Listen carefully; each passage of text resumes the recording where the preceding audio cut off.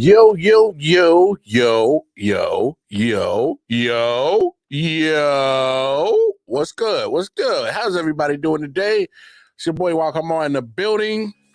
I believe the big homie Nick Shine is going to join me in a little bit. Detroit Mail.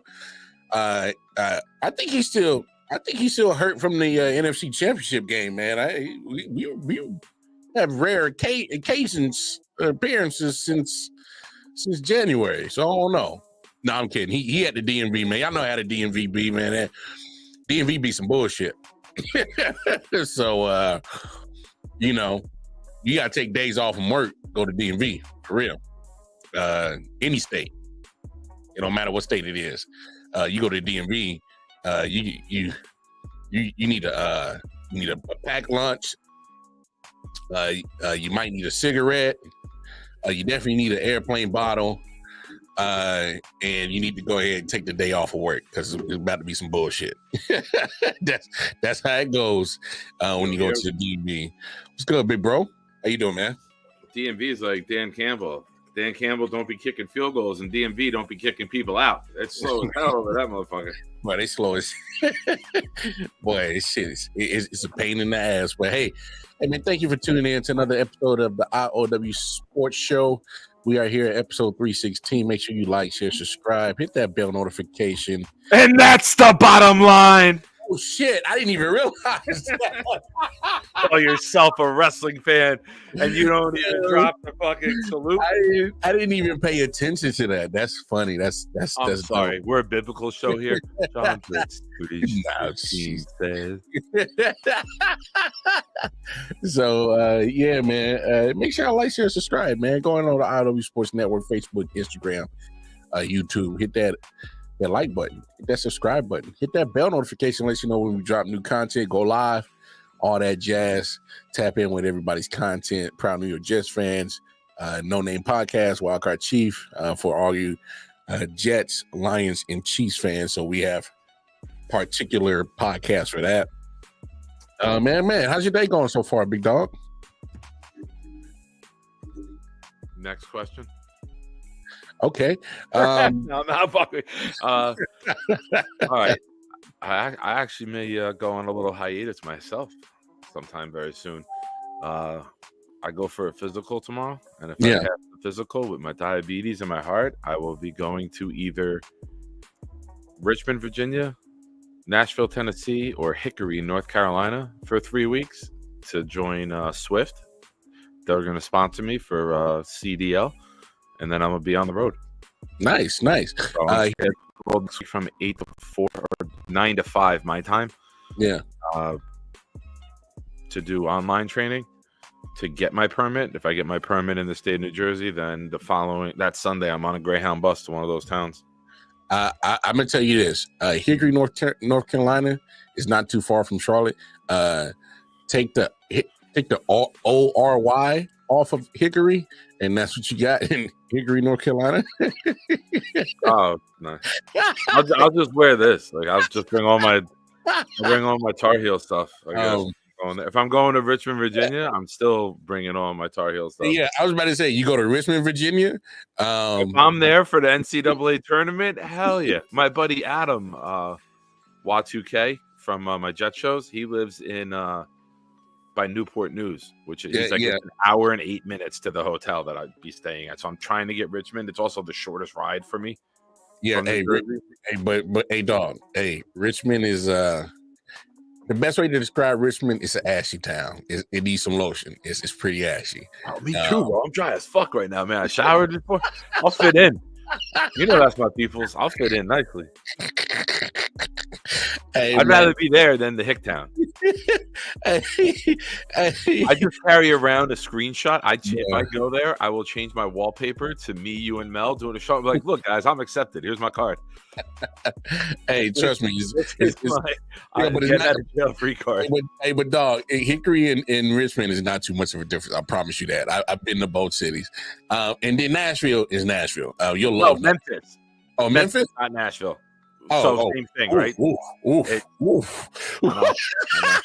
I'm gonna have to go knock on Penny Hardaway's door and be like, bro, can I damn. Boy, they gave you all three. Boy, they gave you. Oh boy, they gave how you. bad this motherfucker really want this job. Hey, for real. Hey, they put you through the ringer. How bad this motherfucker want this job? We gonna take three very. I'm gonna get there and I'm gonna leave swiftly. That's why they call it. The jokes made on the show are not any affiliation with Nick, who is not employed yet and is looking for gainful employment with the company, and appreciates all offers they've thrown out. Hey, hire my guy, but I'm just saying, Swift, y'all didn't put my man in three choices that are all dangerous as hell, dog. That's where they have agreements with their Eastern and Central, or that's where they have it. So it depends where the school starts. When I'm ready to go, they'll send me to. Yeah, man, they didn't give you three choices that are all could be very life-altering situations, dog. I mean, the training might be the easiest part of the 3 weeks. Oh shit!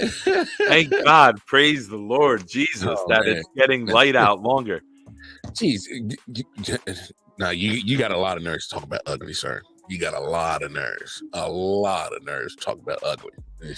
I mean, you and I don't agree often, but when that motherfucker comes on. I am convinced that he does not have any mirrors in his house. I'm convinced. For him to say this, he definitely doesn't have any mirrors in his house. Like not a one. So you talking about the fungus from my chin? The last time I saw a beard like that, bro, he was aimed at the 72nd floor of the towers. I'm the fuck down. Wow.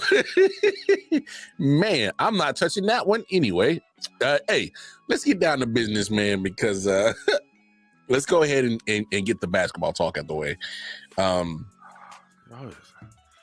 because no, I'm saying we got to get it out the way, because I mean, once we start, I thought we trashed the shit out of it last week. I didn't think we were going back. Once we talk football, it's pretty much a wrap. So, here's my thing. So LeBron James is on the cusp of hitting 40,000. He's real close. If he wants to, I think he can get to it. If he scores 40, I think he'll have it this weekend in his next game. Which I don't see that as like he already topped Kareem. Every time he scores, it's a milestone. So what are they gonna do? Stop the game for this? Well, he's the first one to 40, man. He's the first one to 40. 39.99. You know, I mean, he's the first one to 40. I mean, they're going to make a big deal out of it. They're going to talk about it. They're going to blow it up and hype it up as it's going to be 1,000. So I mean, it's going to get talked about. So, did they stop the game when Tom Brady hit 700 touchdowns? Said 40,000 don't mean anything for real. It doesn't. Once you pass Kareem, that's it. The next point that matters is your last, and we won't know it. Yeah, because we don't know we will. He'll want this jerk off will want the fucking everyone give me a gift like Kareem got, right? Kareem was getting sailboats and shit from people, and Kareem went on the tour and got everything. 100% LeBron will want the fucking pomp and circumstance and celebrate me in every town. Hey, if that's what I hope they give him in Cleveland? I hope they give him a fucking Two-Face mask from Batman.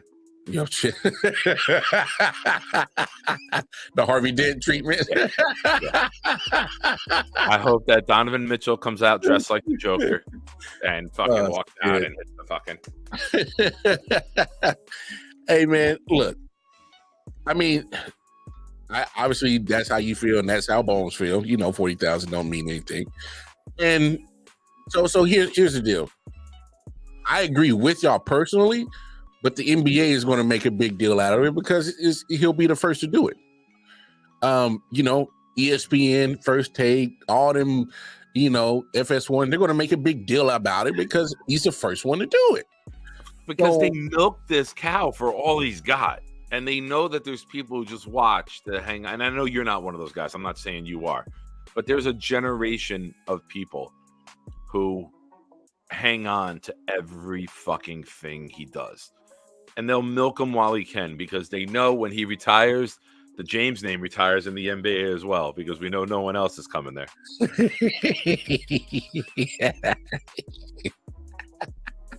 Hey, because we know Bronny Jr. is not looking too hot right now. Oh, Mikey Bones. I don't know if you saw my post the other day. When the Pelicans ripped Stephen A. Smith and they had him holding up to 1.4 for his high school average. Was it high school or college? His 1.4 average. His college. I said, "Oh shit, we got a conspiracy. It looks like Stephen A. Smith is Ronnie's dad. They average the same."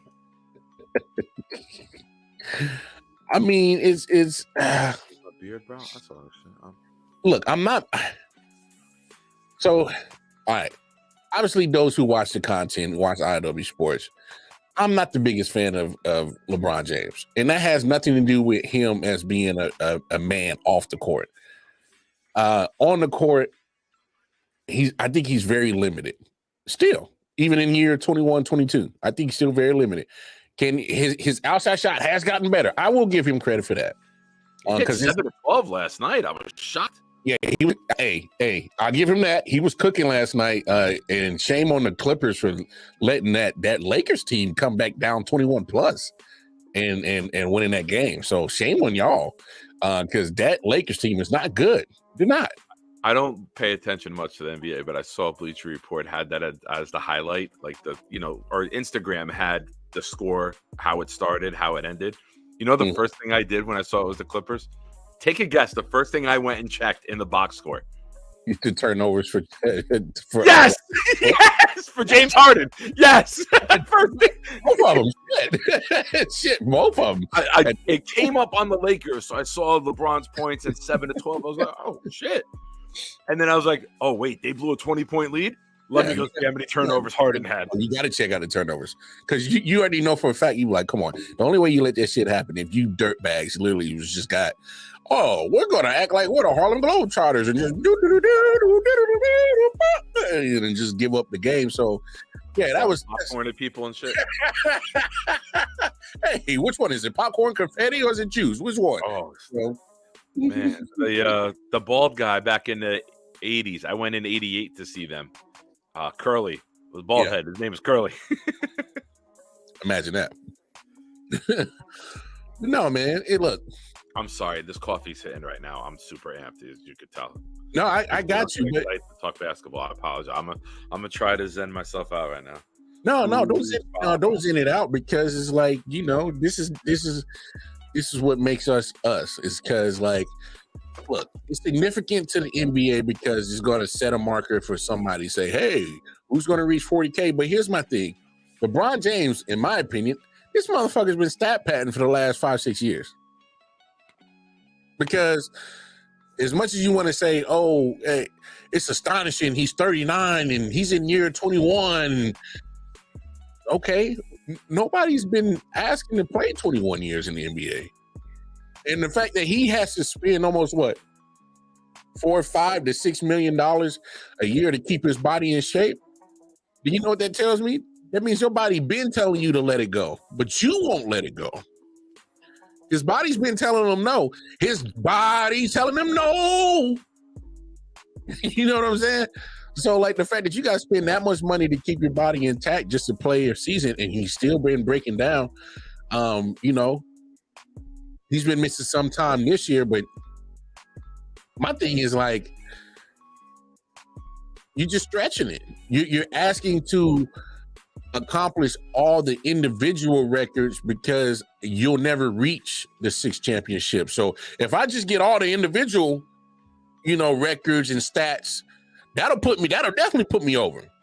You know what I'm saying? I feel like that's what he's trying to do is that'll put me over if I got the all-time scoring, I got the all-time rebound, I got the all-time assist, I got the all-time this, I got the all-time that, If I can individually say that, hey, I got the all-time records for all this, that'll brush over the fact that, hey, I was never able to get to 6 championships.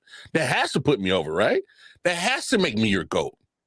I feel like he's trying to do any and everything to say, yo, that's going to make me the GOAT because I got this, because I got that.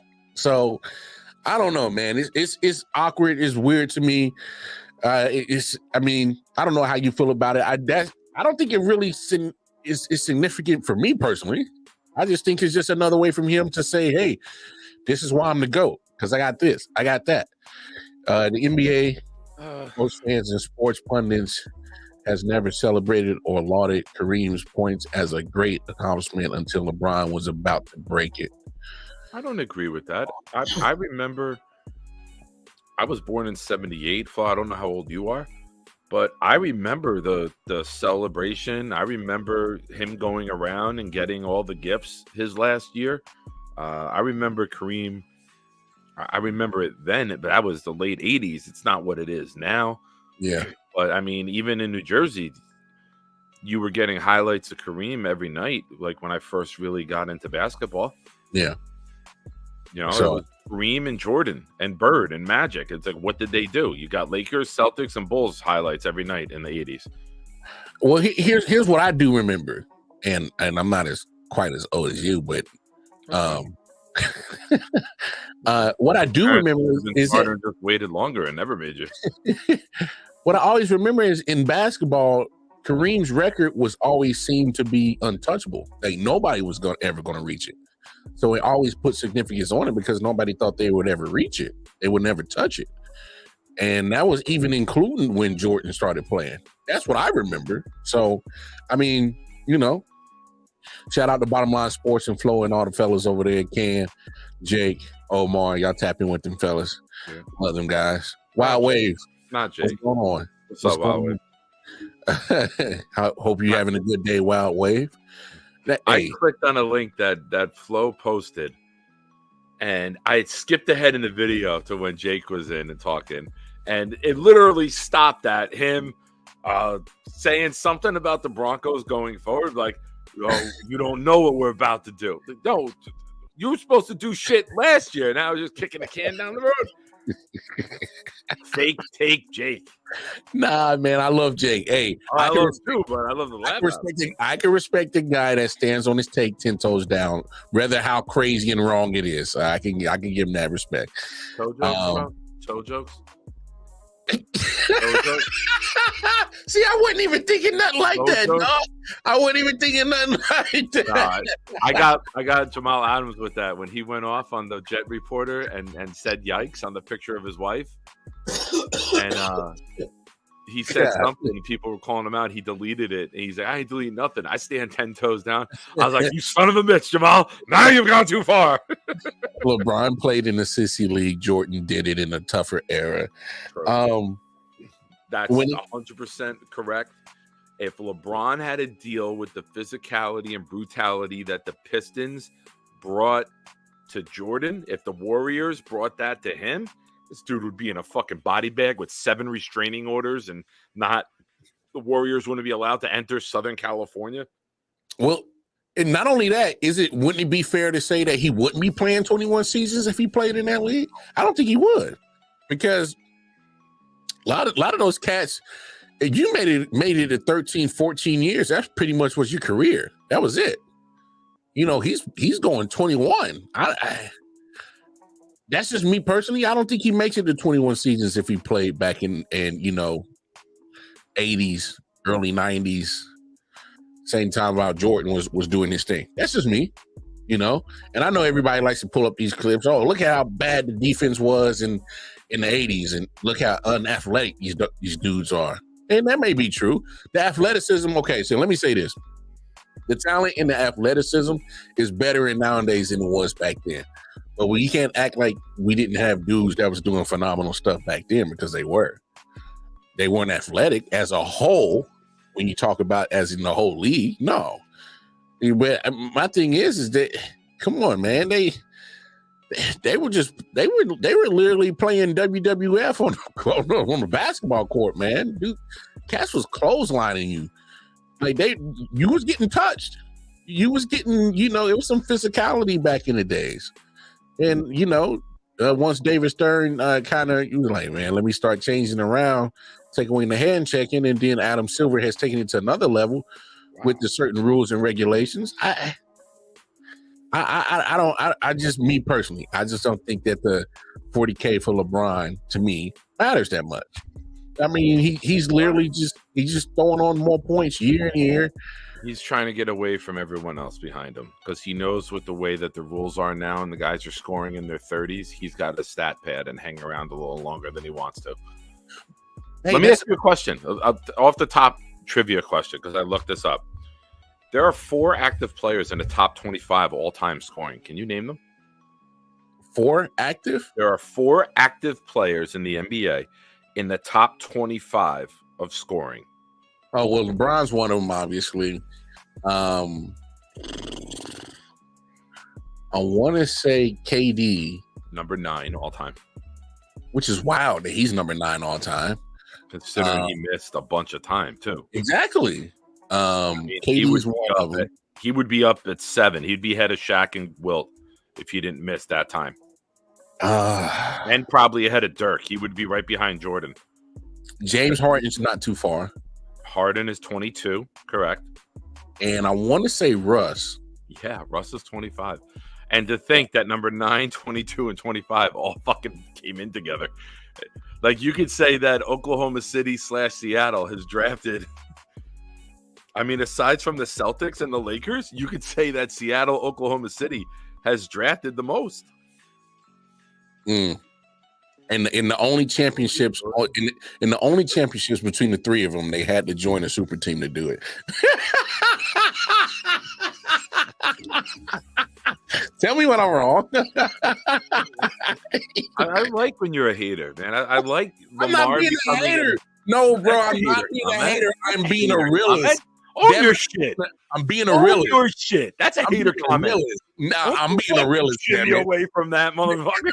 No shit. I'm being a realist. I am being an absolute realist. That's a fucking comment. That is a hater comment. Look, I love KD, but damn it, you had to join a super team to get the chill. That's a stamp of Nick Shine approval. Hater comment. Don't you fucking sideswipe that. No, bro, no, we are realists. When you can't get the shit done yourself, you had the team on the ropes. You and Russ had the team on the ropes. You were up 3-1 the year before. All you had to do is just win one more game and close it out. And that was the year that they went 73-9. You had them on the ropes. You can't. Oh my gosh, I can't beat them. Join them type of mentality. Like, that's just weak, bro. Like, Agreed. I love KD to death, but I cannot let him ever live that situation down. That you joined a 73-9 team, and right. You got your championships. Okay, cool.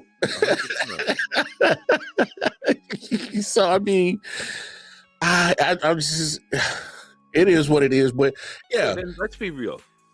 If Jordan didn't take off 3 fucking seasons before going to Washington, yeah, we talking about, and then the year and a half for the gambling, he's up at like fucking 45,000.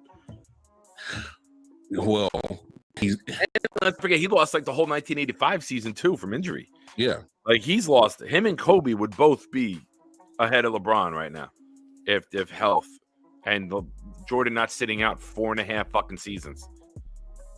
Well, I mean, see, that's my thing about LeBron about to hit 40K is because he's literally done all that he has within his power to make sure that he stretches out his career when his body has already told him no. Name another guy that is spending almost $6 million a year for all this physical therapy and all this other stuff to keep his body in shape, but it's still falling apart because he's not staying healthy all the time. And he's spending all this. You're literally trying to stretch your body to the ends of his means, and it's telling you that it can't go no more. Like, it's okay to let it go. Like, he's literally stretching his career out when his body has told him no. Like, he's spending more money on his body than I've ever made in my lifetime working, and that's 1 year.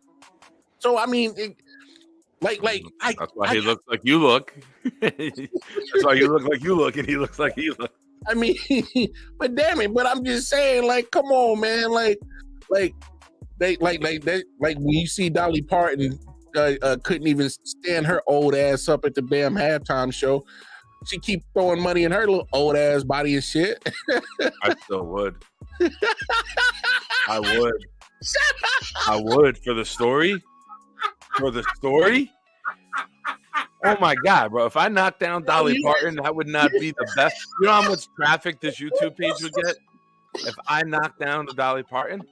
Hell yes, I would. I would, and I will tell you why I would. Oh, shut up! You're not serious. When I was a kid, I stole my father's Playboy, and I saw her.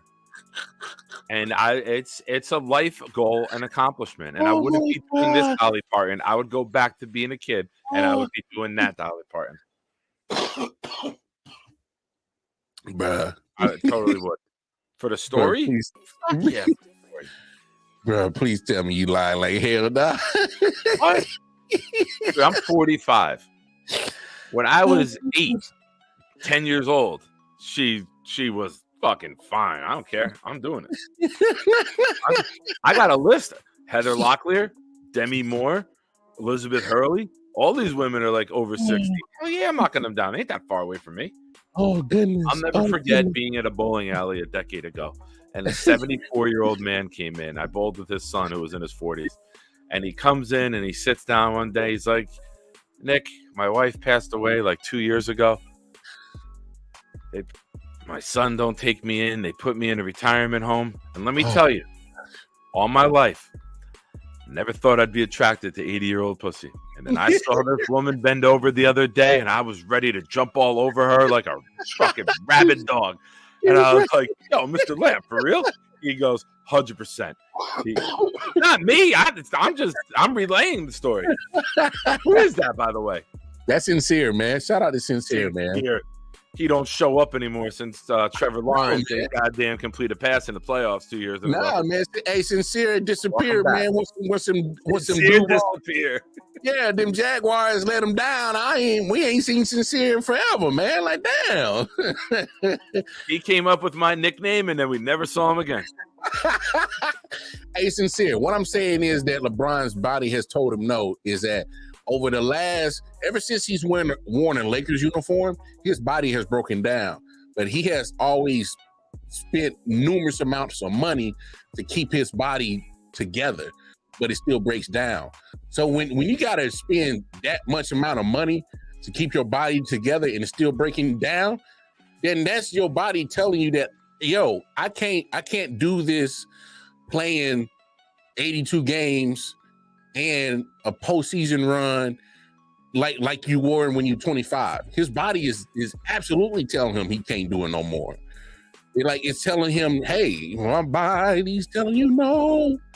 Like, it has to. Like, nobody is spending that much money on their body to keep it together, and it's still falling apart.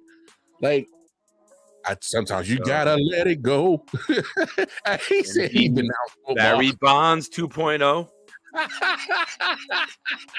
Hairline returned. Muscles growing where he didn't have muscles when he was 23. Fuck him. I'm tired of him. I hope he retires. I hope his son comes out this year so we can be. Matter of fact, I'm glad you here, MJ, man. Shout out our boy MJ, Jersey boy MJ. Happy birthday to the homie. He's born on the 29th of leap year, and I forgot that this year was a leap year. So he said it's my 11th official birthday, but this man is older than Moses. But I mean, I don't know how that works, but sure. He 28 more years and you could buy a pack of cigarettes, brother. Hey, no, all jokes aside, man. Man, we still thinking about you, brother. Get that speedy recovery going on. Glad to hear from you. Happy birthday. And enjoy your birthday, big dog.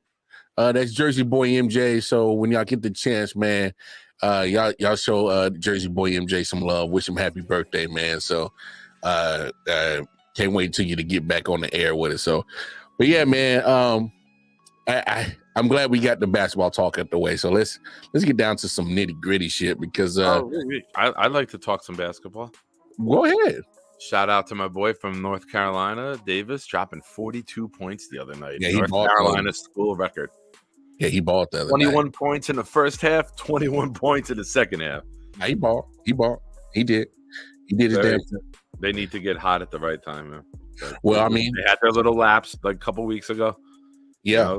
You see Arizona, Connecticut, Purdue, Everyone's taking a little L here and there, but it's all about getting right by March 1st. So, well, here's the thing. Matt's birthday. We have to wait one extra day for March Madness, but it's worth it, Matt. We do it for you, brother.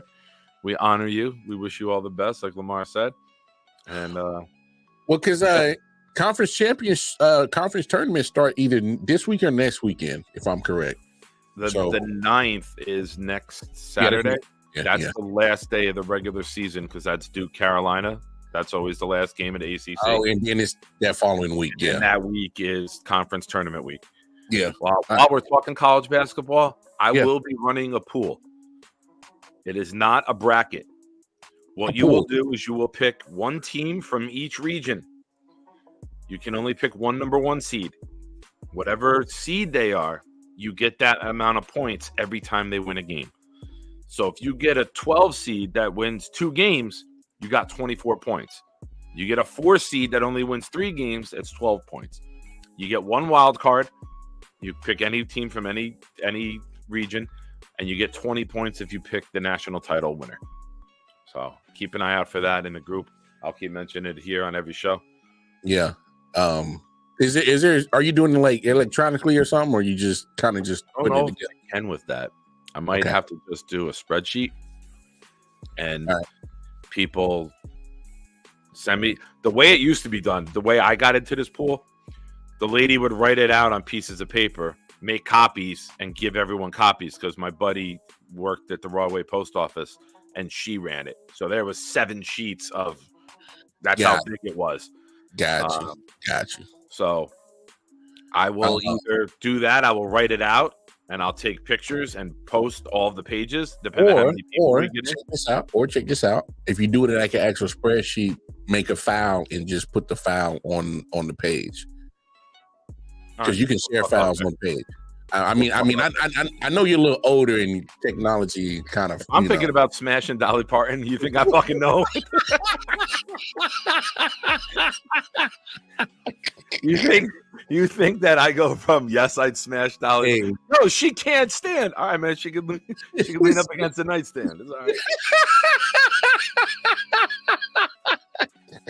Hey, as hold that mic for 4.5 minutes, she can definitely. Hey, this is why you have teenage kids. Ask Junior or Sophia; they can help you out. All right, this is what you have teenage kids Dolly? for. That's a weird segue. No, not.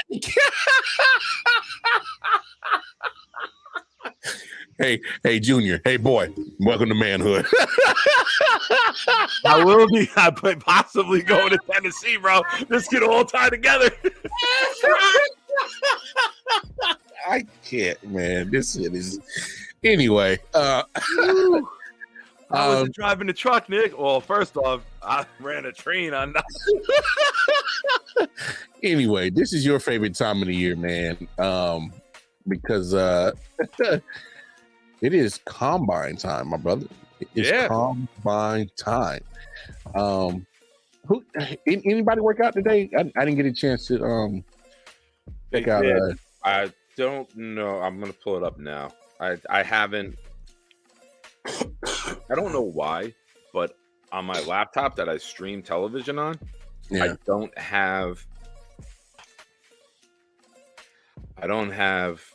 Yeah, see, I opened it and then it goes like a 10-second promo and then it says stream this. I think I stopped the streaming when the season ended and I didn't renew the NFL Plus. Oh, they fell up. Yeah. Yeah, I think I let it go at the end of the season, but I'm missing it now. I'll check Twitter later and then there'll be all the highlights. Check Twitter. There's a couple guys. Yeah, hey, you got to keep the smut down to a minimum, sir. But anyway, no, if I'm on the road. I need that shit on my phone, man. I need that NFL mobile if I'm out on the road, man. Oh, I'm glad you said the NFL mobile. I thought you were talking about the smut. No, I'll be honest with you. That was another thing I gave up when I quit drinking. Watching porn. Yeah. Honest to God. Like, no joke. I gave up that. Oh, goodness. But no, so obviously with the NFL Combine, it obviously, for those who aren't familiar with the Combine, and obviously, you being our draft guy, how much are you taking into account what happens at the combine to translate to what happens in the draft? Great question. Really, really fucking good question. I actually addressed this last night with Jeremy on our show. Somebody in the chat brought up a similar question. I don't move guys up the board for the combine. You've done enough in college to put film, good or bad, out there. A workout isn't changing what I think of you. Mm-hmm. However, interview room, I can remove you from my list. Like if I'm an NFL team, I'm parting the waters with draftable, not draftable, based off the interviews, right? Does this guy love football? Has he got ulterior motives? Is he going to commit? Is he going to be early and late at the facility every day? Is it someone who wants to work on his craft? Mid-round guy, can we coach this guy up? Is he open to being coached? Is he open to new methods? I'm not watching a guy play in shorts. Zach Wilson had an amazing pro day. Yeah. Didn't equate to the field. So what guys do in shorts and T-shirts doesn't mean a goddamn thing to me. You've played enough football in your life to have good draftable film, highly draftable film, or undraftable film. Yeah. You're not going to change my opinion. Now, I don't know. We've seen some guys. Another Jet, Vernon Gholston, drafted 6 overall, was a workout warrior. Lineman, it's eye-opening if you see a lineman who does like freakish Larry Allen bench presses. You want a guy with strength and stamina on the offensive line. But running, catching a ball with no defender on you, offensive lineman, the 20-yard, the cone drill, that's a good one because you got to be able to go and change direction to get to the linebacker. That's a good one because that equates to the game. But watching a quarterback throw against no defense, watching with no pressure, that's if a quarterback's a quarterback by what you've seen so far. So I'm not big on, oh my God, this guy just ran across the field and caught 6 passes going back and forth. Ooh, we got to get... No. There's guys who can fall off with bad performances because they crack under pressure, but I don't think you raise anyone up based off of what they do performance-wise. That's just me. Okay. I mean, that's a fair question. I fair answer, because it's like, because I think it happens just about every year. You see somebody does something miraculous at either a combine, a pro day, and it kind of, it kind of adds to their stock. You know what I'm saying? Like the most recent, like Anthony Richardson last year. I didn't think that he was going to be a top 5 pick at all. Somebody did. I don't remember who, but somebody. I know, some ugly bastard. But then when you see what he did at his pro day, you saw what he did at the combine, and you like, you understand the situation that is no defense, it's no, defenders on receivers, but you can't dismiss 6'4", 230 plus, and he's throwing dimes all over the field, and he's throwing it like 70 yards in the air. So it's kind of like, it's kind of hard to ignore situations like that. So I can understand rising stock in situations like that. So I mean, that's why I had to ask that question. Because he's the most recent player that I can think of that had just a shoot up in his draft stock just based off of what he did in the, pro days and combine. I'm pretty sure there's others, I'm forgetful sometimes, so I can't think off the top of my head whose performances at a combine or Zach and Trey Lance had very good pro days, and that kind of solidified them. There was questions out there, but you see neither one of them has equated to anything in the NFL. Yeah. Justin Fields had a good career in college, great career in college. Just hasn't had that much of luck. I'm a Justin Fields guy. You know that. I thought Justin Fields should have been drafted number 2. I wanted the Jets to take Justin Fields. That was who I wanted. I just think Chicago is finally getting pieces on offense. You got DJ Moore. Like, I would trade the fucking first pick, man. I believe in Justin Fields. I do. I think Justin Fields can go somewhere else and be very good. I hope to God he doesn't go to New England. I will say that right now. I hope he doesn't go to New England because I think a good offensive coordinator. You got Stevenson in the backfield. I don't want him going there. Well, I mean, so I was wrong about Justin Fields. I wasn't big on him coming out the draft, but what I've seen from him in the NFL now, if the Bears actually gave a damn and put the right people around him to help him, because I mean, they fired pretty much. They changed the whole offensive scheme right now. I mean, they got rid of offensive coordinator, quarterback, coach, anybody that had anything to do with the offensive side of the ball. They fired them. So obviously they're saying, hey, well, maybe we should reset. Now, if they move off of Justin Fields, and somebody's going to get a good quarterback, and all you got to do is put the right people around him to kind of help guide him into the right direction. So I'm with you on that. But like, if I'm Justin Fields, I would actually ask to get the hell out of Chicago. That's just me, because there's no sign that this franchise is doing anything and everything to make sure that they are going to have your best interest. I get it. Get DJ Moore. I can make them a playoff team in 3 moves. I can make them a playoff team in 3 moves. Yeah. 4 technically. Go sign Barkley or Pollard.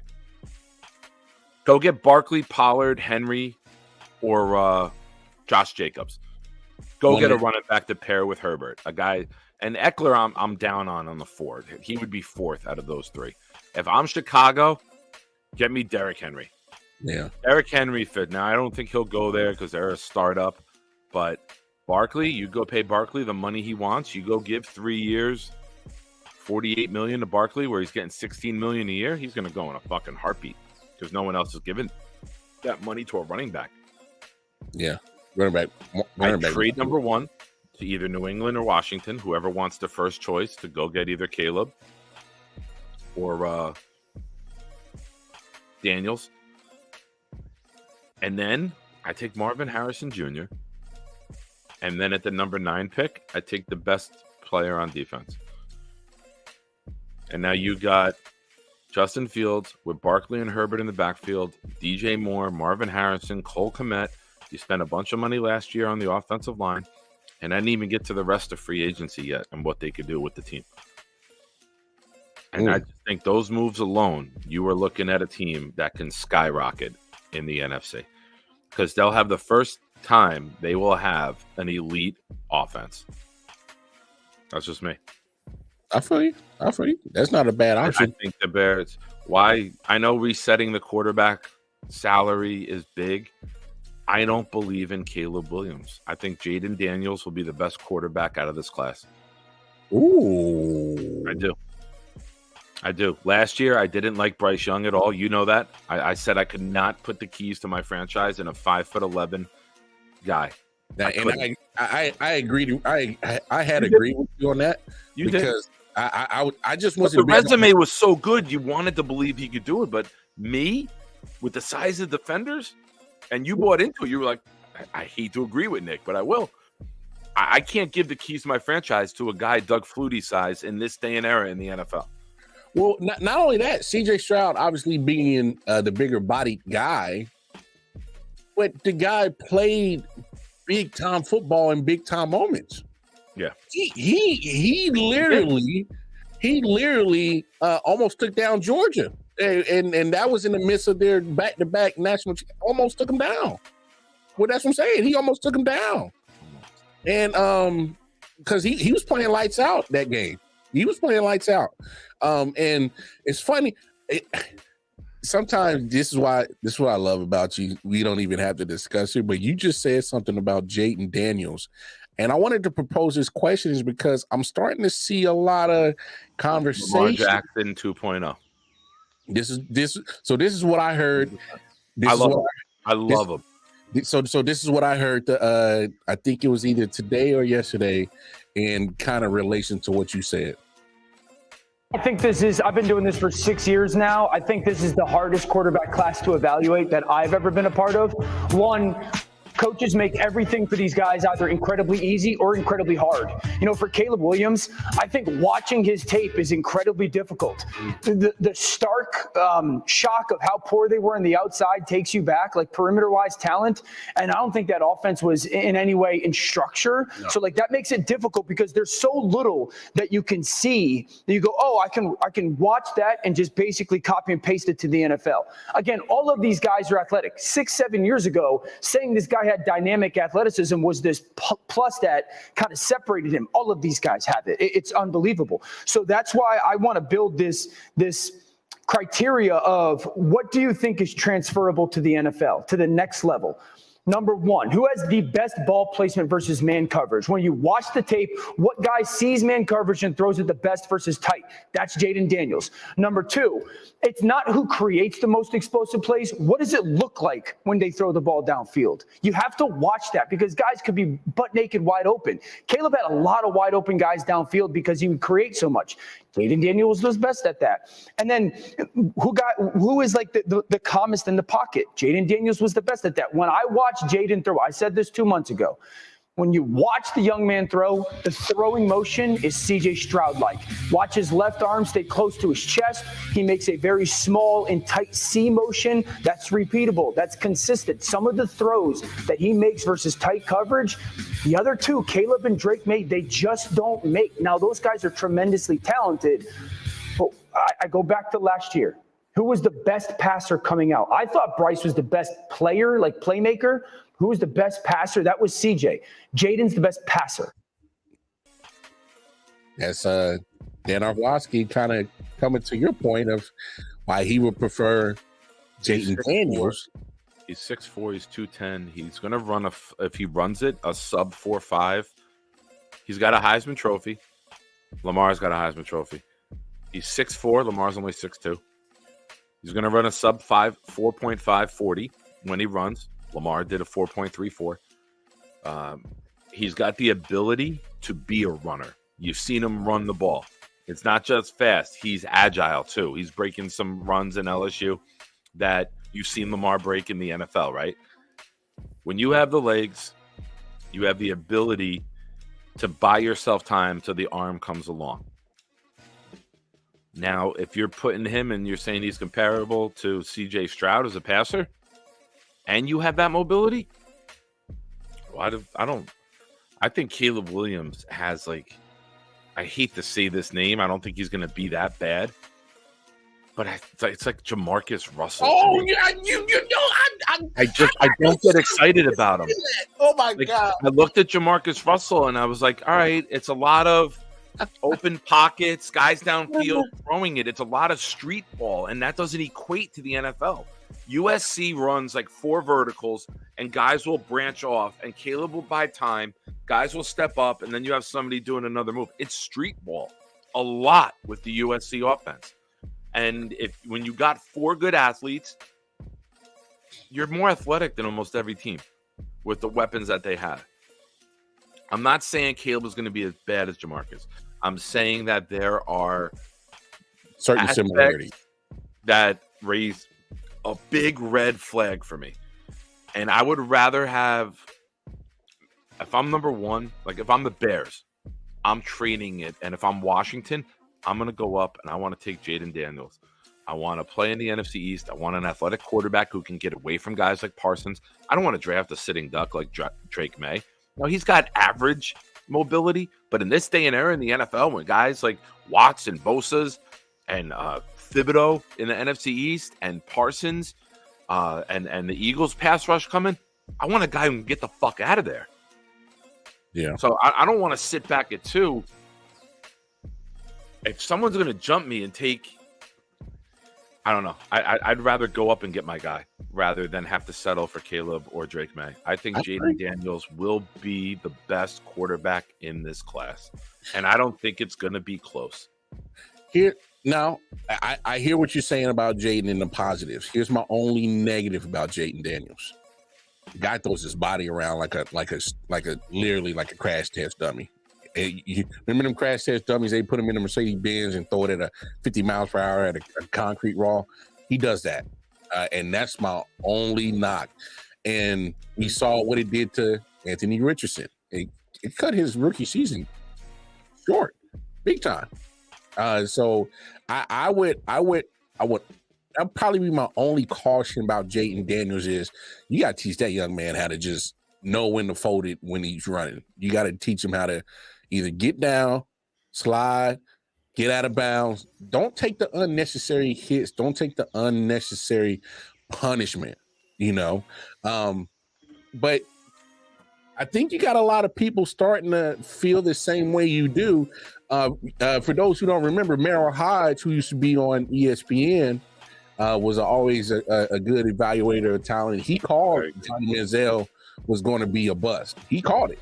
He told Skip Bayless Johnny Manziel will be a bust, and he has he has some interesting comments about Caleb Williams too. Let's take a quick listen. Oh no, you're not playing. Well, I've only watched Caleb Williams 3 games last year, 3 this year, so I'm only halfway done. Okay, the one thing that is clear, he is not special. He is not something unique like a Patrick Mahomes, and I hope the Bears don't think, well, let's try to make up for our mistake when we pass up Patrick Mahomes and go get the Patrick Mahomes. The kid is not Patrick Mahomes, ain't even remotely close to that. So it is unfair to Justin Fields. He has had new coordinator. There's no possible way you can know about your guy when you do that. It's the worst thing that can happen to any player, especially the quarterback. Now, when Justin came out, the one thing that I thought he had just inexperience. He just needed more experience. He lacked that. But what I have seen in Justin Fields, from my evaluation, there's enough growth and hope there that I would not let him go because I see enough there. And so that was pretty much his thought process. So he actually gives a glowing recommendation to Justin Fields and kind of gives a warning, a caution to Caleb Williams. So, I mean. And I love Merrill Hodge. You're 100% right. He's elite. And I don't know how ESPN ever let him go.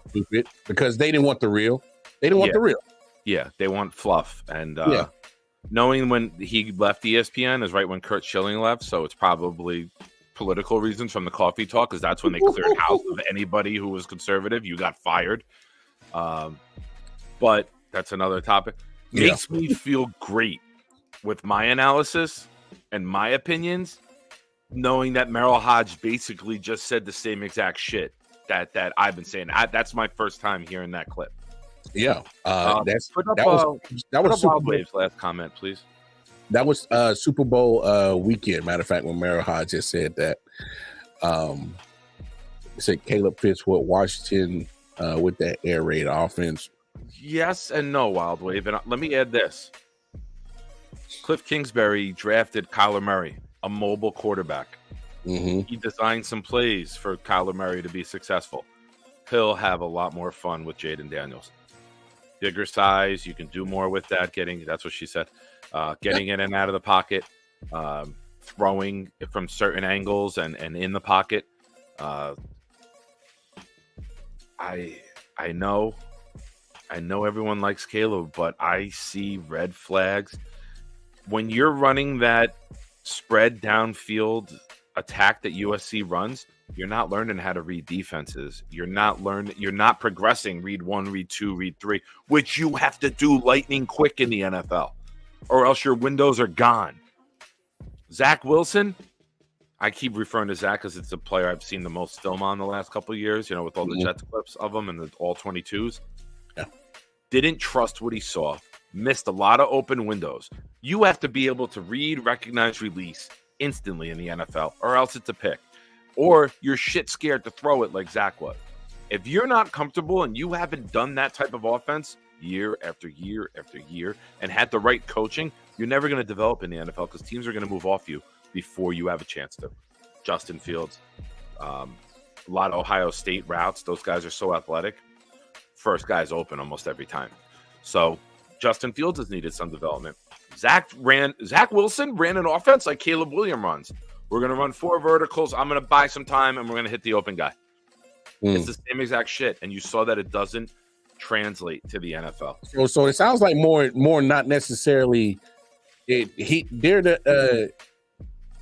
kind of like they're being kind of held back by a bad route concept. Sounds like a little bit. It's college ball. It's not NFL ball. It's street ball in college. That's what Lincoln Riley runs, right? Baker Mayfield went number 1 overall. How many years before he was a good pocket passer? It took 4 different teams. Well, we're kind of saying the same thing. So you look at what Lincoln Riley is doing. He's not running he's not running the NFL offense. He's running a stat padding college offense where we're going to put up yards, we're going to put up points, and we're going to try to outscore you.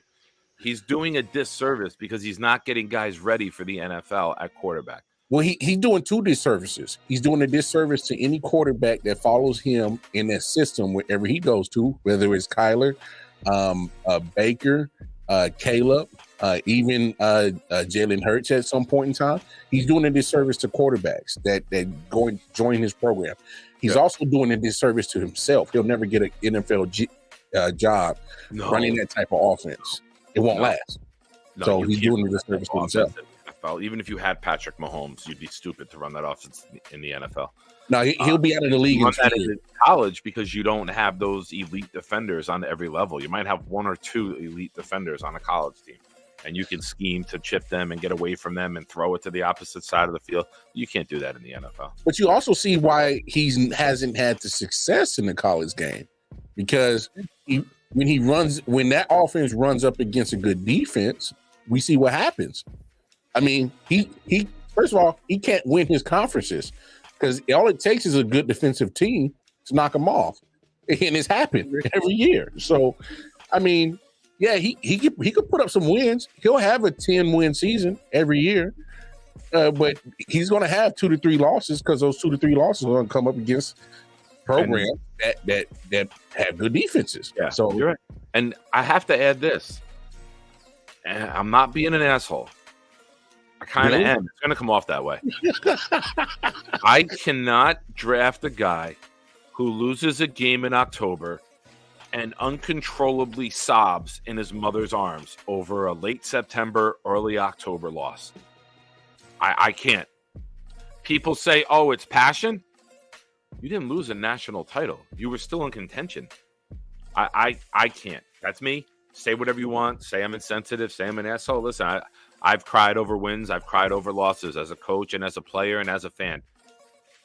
But uncontrollable crying in your mother's arms, to me,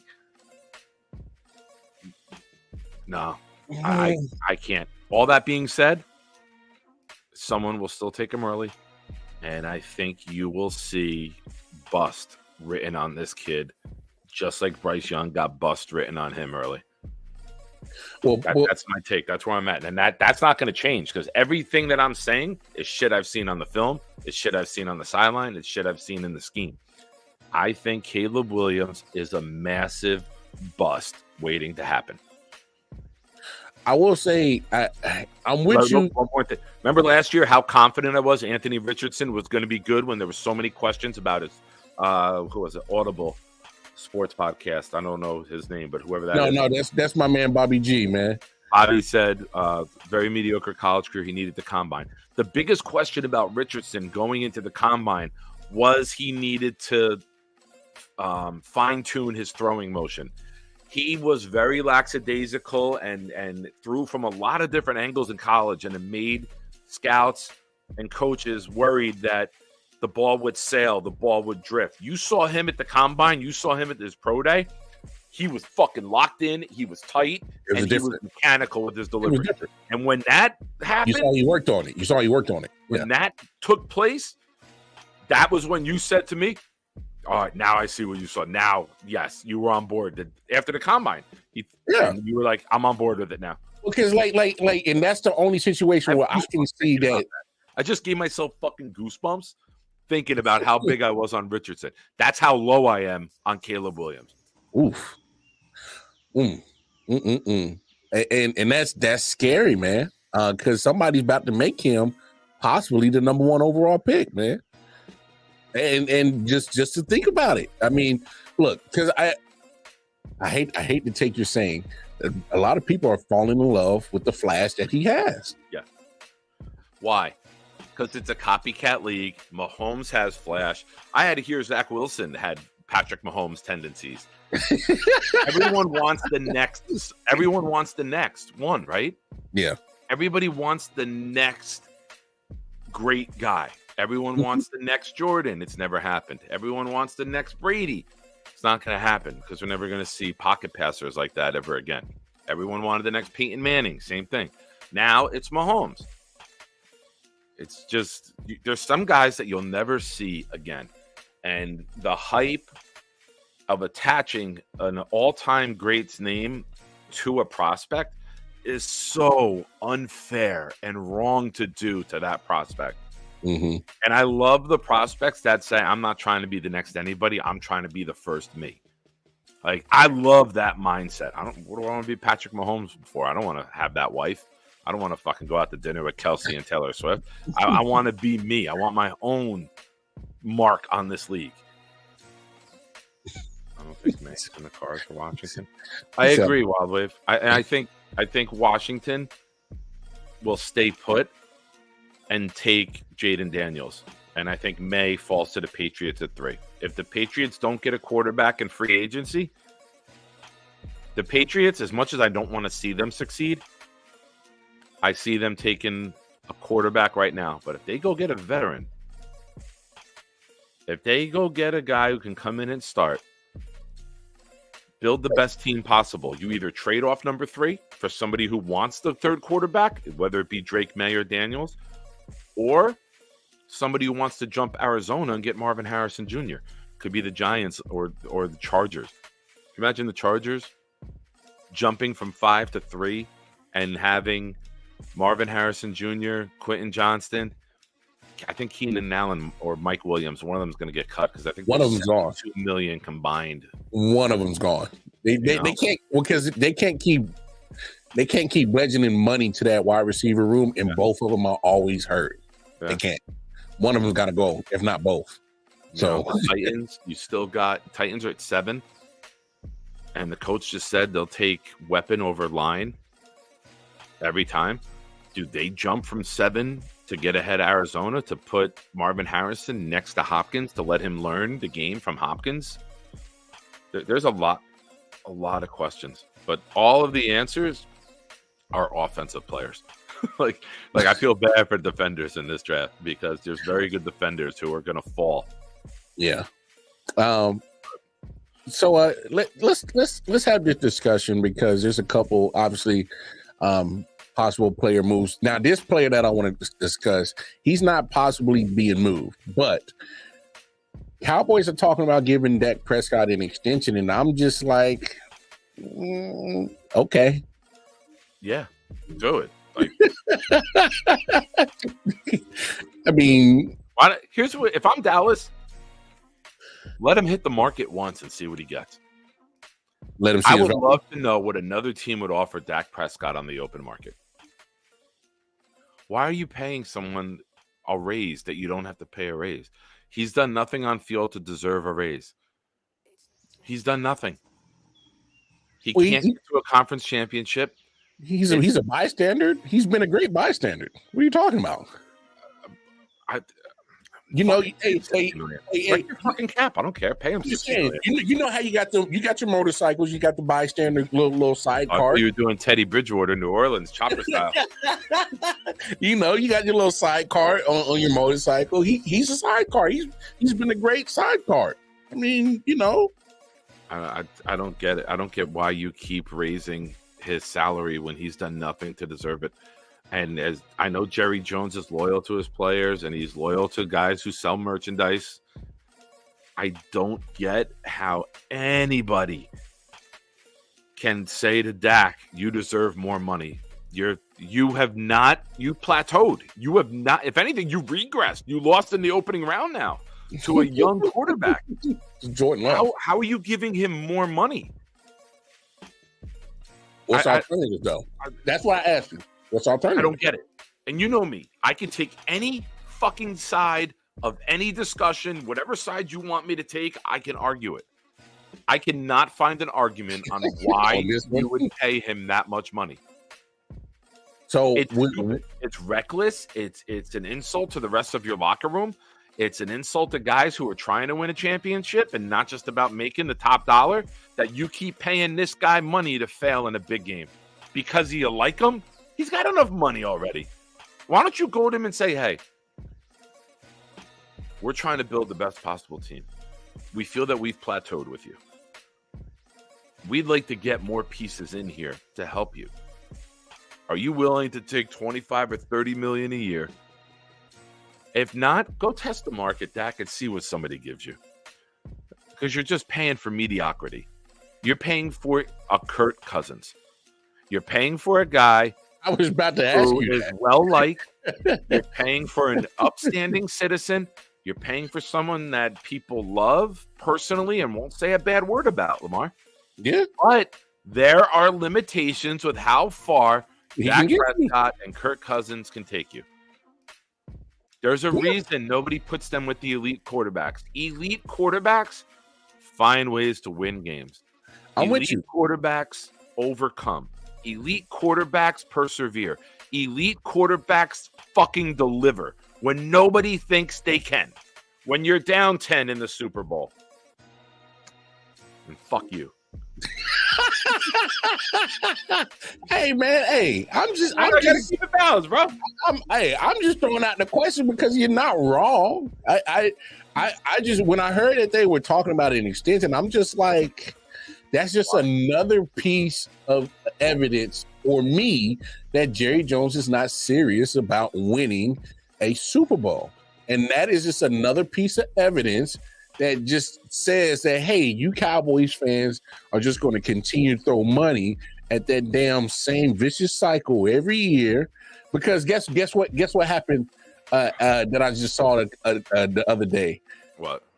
Cowboys are valued at $9 billion. The most highest valued sports team in the world.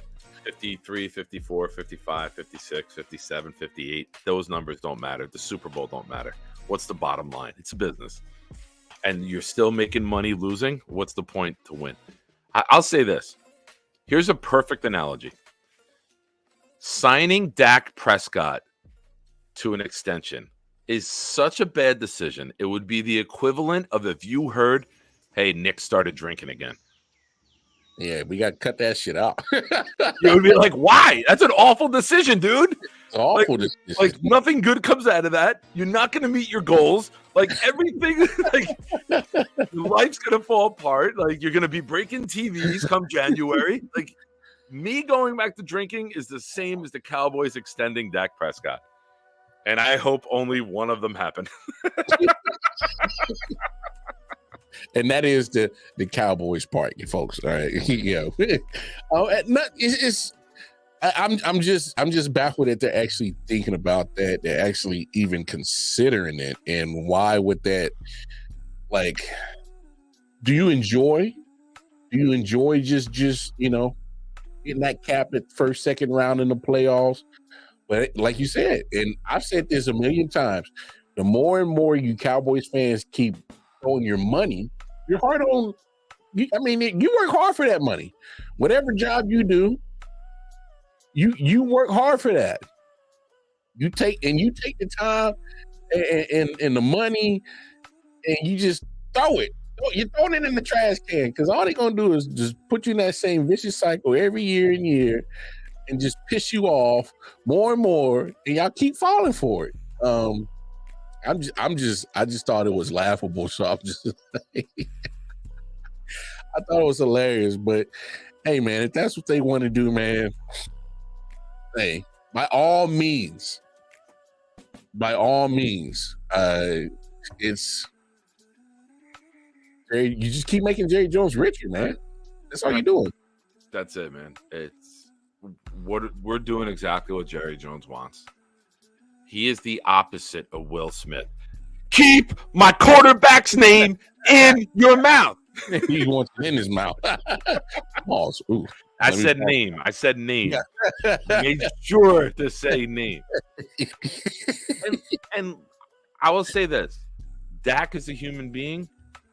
fantastic. I hope my son grows up with the same morals and character and dignity and Oh no, see, all nobody, see, but and nobody. that's the hard part. Like if Dak Prescott was a dickhead, it would be different. But I think he's so likable, and it's tough that a likable human being is the face of the Dallas Cowboys.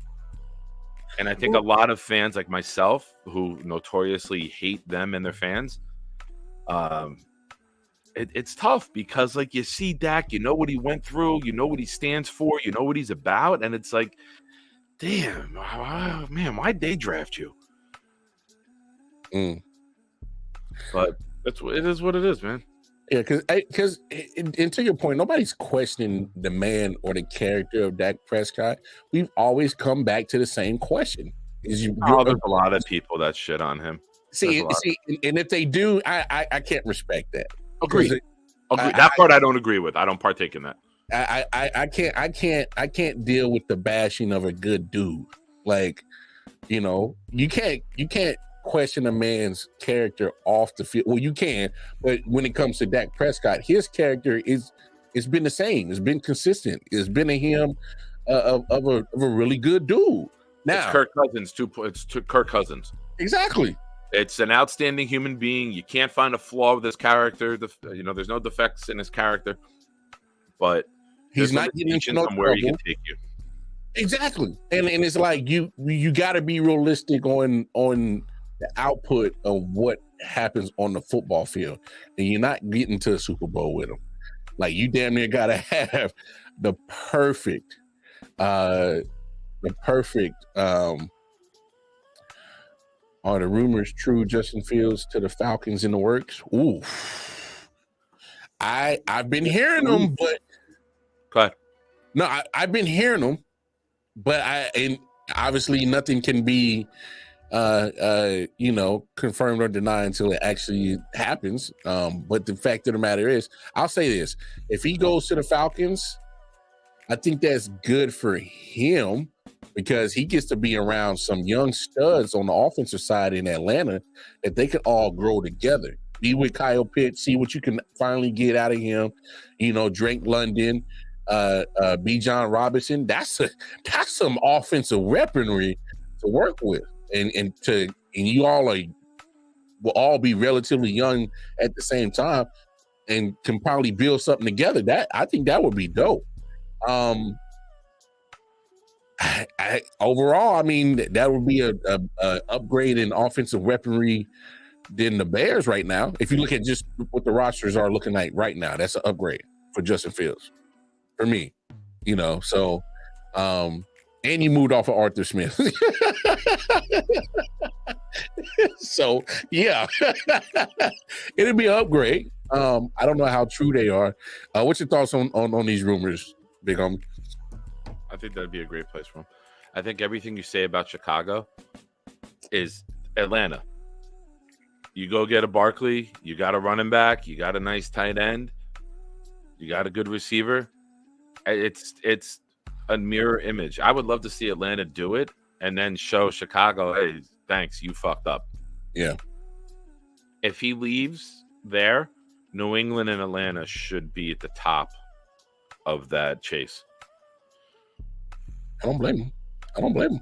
But hey, yeah, so. I think you might hear something by the end of the week. Don't forget, in the combine a couple of years ago, that's when the Stafford Goff trade was announced, and they just had to wait for the new league year to process it. Yeah, but GMs are there, agents. It's where business happens. It's much as they say they can't tamper. This is where talks happen. Oh, of course, without a doubt. Trades can happen now. Yeah, free. And let's be real, free agents. GMs talk to agents there and say, hey, off the record, we're going to have a nice offer coming in for your guy day one as soon as tampering opens. So don't agree anywhere until you see our offer. That shit happens. And sometimes numbers are discussed. What do you think you can get for your guy? So this is the week a lot of pieces start to get put in place on what the next 2 weeks are going to look like. Oh, without a doubt. Another piece that I hate to talk about it. There's a possible corner could be on the move. I love him to death, L'Jarius Sneed. I would love for him to stay in Kansas City. But when you hear we're going to tag you, and then a few hours later, hey man, we're giving you and your representation team permission to seek a trade. Less than 2 weeks, Anthony.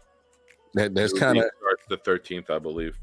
I think the tampering period starts the 11th, and the new league day starts the 13th. Yeah, so March pretty much kicks everything off. So when you hear conversations like that, that kind of tells me where that situation is going. So somebody's going to get a good corner out there in L'Jarius Sneed. But let me ask you this, because here's a situation where I see a lot of stuff on the Twitter with the Chiefs fans and whatnot, and they're trying to place importancy on whether you sign Chris Jones or sign L'Jarius Sneed. Me personally, I'm saying sign Chris Jones. Where would you stand at if sign Chris Jones or sign L'Jarius Sneed? You talking about an all-pro D tackle and an all-pro corner? Because obviously, me knowing you, I'm pretty sure you'll say Chris Jones, but I got to hear your opinion on this. Not even close. It's not even close. Yeah. You win in the trenches in the NFL. When you can win in the trenches, you can do anything else. Guys on the back end can get exploited if it takes another full second for the pass rush to get there. I am all about the D-line. I keep saying that with the Jets because we got Sauce Gardner, DJ Reed, and then Michael Carter's on a rookie contract. And I'm telling everyone, do not think that we're going to sign all three of these guys. The scheme is built in the trenches. Do not think that we're going to. What's up, TK? Yo, we bringing everybody out tonight. Damn. I like Ty with the Mormon hat. Either Run DMC. What's up, Ty? But yeah, with us, everyone's like, sign DJ Reed, sign Michael Carter. I'm like, do you not know how this scheme is generated? It's generated with the front. We beat the Philadelphia Eagles with A.J. Brown and Devontae Smith with Sauce and Reed out. Sauce is 1 year away from getting the top cornerback contract in the NFL. You're not going to sign DJ Reed to a big deal, Michael Carter to a big deal. You're going to keep bringing in guys on the back end. Oh, it's the Cam Newton hat. That's the same shit. Where you got to get the cocktail kid hanging out the top. You got to grow that hair in, homie. I got it on. I'm not going down. That's what she said. That's it, man. You can take on 3-4 dudes at once. That's what she said. I didn't mean that one. Yo, relax, bro. Hey, Cam ate those punches, man. We talked about that the other day. Cam, I mean, those guys are little bitches. I said it looked like an adult fighting his kids. I don't have a follicle. Hey, good to hear from you, TK, man. You know you are. Man. If I braided this shit, it would look like little Q-tips. You're always welcome to come on the show at any point in time, man. So you always know that. But I mean, no, I'm with you, and that's one thing. You sign Jones, you trade Sneed, and you get somebody else. You draft someone else that fits what you want to do with your scheme, because as long as your pass rush is there, you protect your corners. Oh yeah. And not only that, here's what I need. This is what I need a lot of people to understand is when you see, the effect of Chris Jones, who you're only talking about Aaron Donald that you possibly place above him in D tackle. Like literally, we're talking about one of the top 3 D tackles in the league, and to get so much pressure from the D tackle position is enormous. Yeah, but you saw the Rams. The Rams traded Ramsey away. They keep it. Oh, of course. No, of course. Yeah. Nowadays in the NFL, yeah. And not only that, because he's talking about it too. When you look at Brett Veach, what he has done as a talent evaluator on the back end of evaluating talent, he's been finding ways to get defensive backs whether late in the draft or undrafted, to come up and play ball. And it helps when you have Steve Spagnuolo, who's been doing well as a D coordinator, to get him right. So it's I'm going to say this since you brought his name up. Yeah. The best coordinator in football on either side is Steve Spagnuolo. Steve? Oh. Best coordinator on either side is Steve Spagnuolo. It took him a minute to grow on me, and I'll be honest. At first, I was kind of, what are you doing, pimp? And I didn't see his method to his madness. But then more and more as it came around, I'm like, all right, I get what you're doing. Yeah. It makes total sense. So, what's up, man? I give him his flowers, right? That's the expression everyone uses now. Steve Spagnuolo deserves his flowers. He's the only coordinator in NFL history to win a Super Bowl with more than one team. He did it with the Giants and now the Chiefs with multiple there. He's phenomenal. Yeah. And he did it in a year where the Kansas City Chiefs offense scored more than 27 points, I think twice in the regular season. I think he blew out the Bears. And one other time. So it wasn't like he was winning games 38-34 like 2-3 years ago. This was a year that Steve Spagnuolo said, I am fucking the best.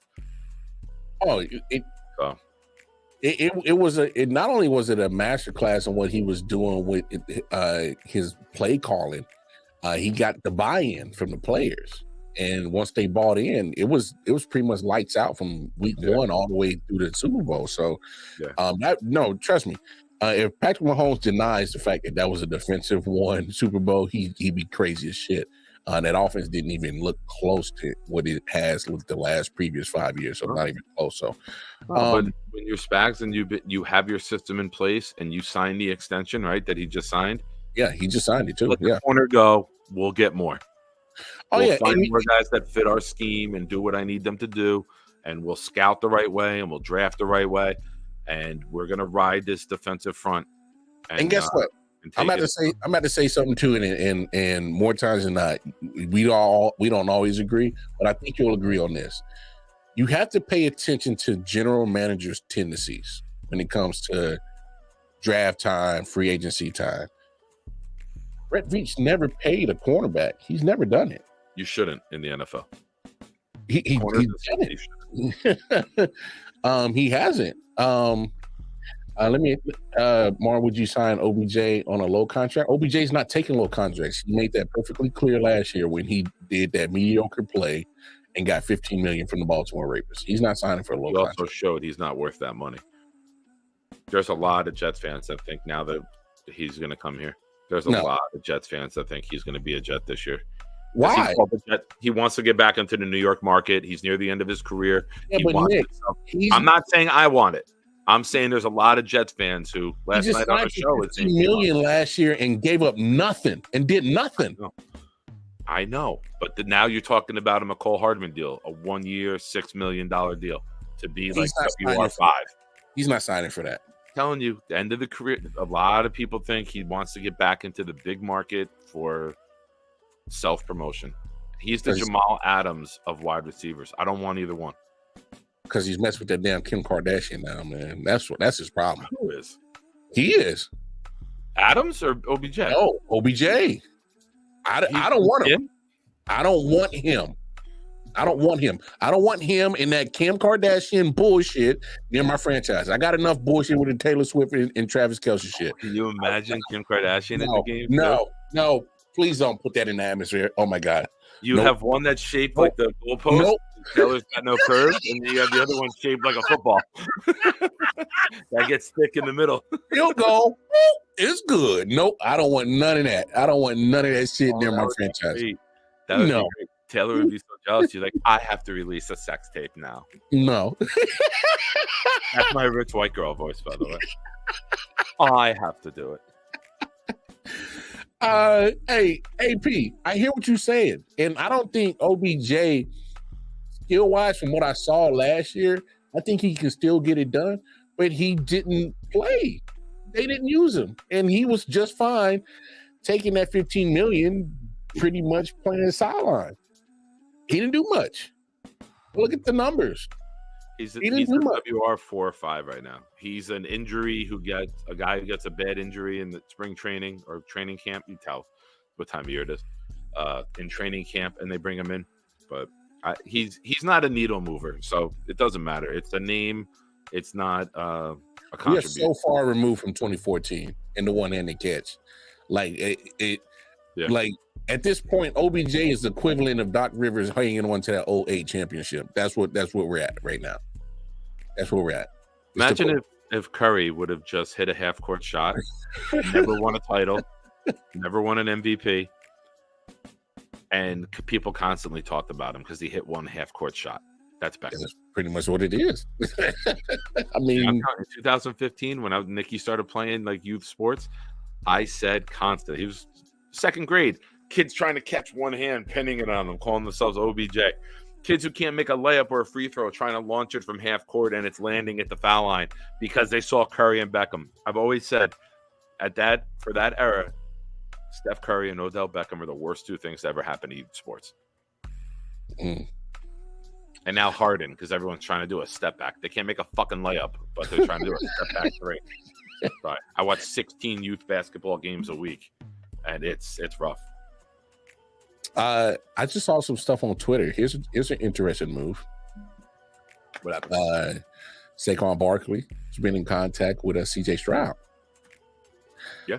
Possible move of Saquon to Houston. How would you like that? I think he's done in New York. I don't think New York wants to invest the money into a running back. I think that a team like Houston, a team like the Bears, who else? Cleveland, if with Chubb's question up in the air when he'll be available after that horrific injury. I see it. Hey, when you got the young quarterback, you go all in. And they got the bread. They got the money. They got the money. They got the draft picks. They got. How about Houston that? clearly has a lot. Jefferson and sign Barkley. You got the cap. You got the money. You got the quarterback. You got a lot of pieces in place. Or even you go get one of the three running backs that I mentioned, right? You got a nice one there. Singletary, and then Pierce is still there. So Pierce has RB3. Like you get a Josh Jacobs, you get a Barkley, you convinced Derrick Henry to come down there and be like a tandem with Singletary. That's a great 1-2 complementary punch, guys who do different things, right? And Damian Pierce only had a down year because Singletary actually had a great year. Yeah. So I don't know. I think that if you're Houston, you go all in. You go all in, man. I would love Might as well. It would change it to Kardashian City. Mel, you are not going to do this, bro, because you've been throwing hate on my squad all season. We are not trying to take my team down with a Kardashian. No. Oh, yeah. No. You would have a collection of the worst women ever there. Absolutely not. I would need a Super Sluts of Kansas City show, not a Housewives, a Super Sluts. Don't do that. Hey, but y'all check in with the Man Down Sports Podcast. They go live every Tuesday and Friday. Great content. Love the fellas over there. Y'all tap in with them. Thedrick, what's up, man? How you doing, bro? He says he killed me with that one, built like a goalpost, and the other built like a football. and the colors match. Taylor Swift is long, thin, yellow, no curves. Jim short, stout, round in the middle, brown. They're perfect, man. Nah, man. Why is everybody trying to throw this bad juju on my squad and in my city? I don't want this shit, man. Yeah, you already had one juju. I know. Come on, y'all stop. Come on, stop trying to do this to me, man. Oh my God. Me, man. Bring up AP's comment. Hurry up. No, I can't. Oh, Lord. I got a name for them too. Whores and Boars. That would be the truth. The Kim fans are whores, and nobody is more boring than a Taylor Swift fan. Hey, yo. Whores and Boars. It's the WBs. We used to be Casey, now we're the WB. Hey, bro. Come on, man. Why is everybody wishing this bad shit on my city and my squad like this? We I'll can't tell be you why. doing this, man. I'm going to do a wrestling chant. Everyone join me. You deserve it. WrestleMania season. Throwing a wrestling chant. Hell no, man. Hell no. Hell no. That was the most unseasoned swag serve I ever seen in my life. And you want to throw on Kim with it? Oh, hell no. I need Kim teaching Travis Kelce's mom how to do a sex tape. No, no, we can't do that. Why everyone coming in? Yo, Hey, this is the first time the chat has ever been fully united. Hey, what's up with this whole united chat today, man? I like this. Oh, this shit's getting out of control, man. This is in control.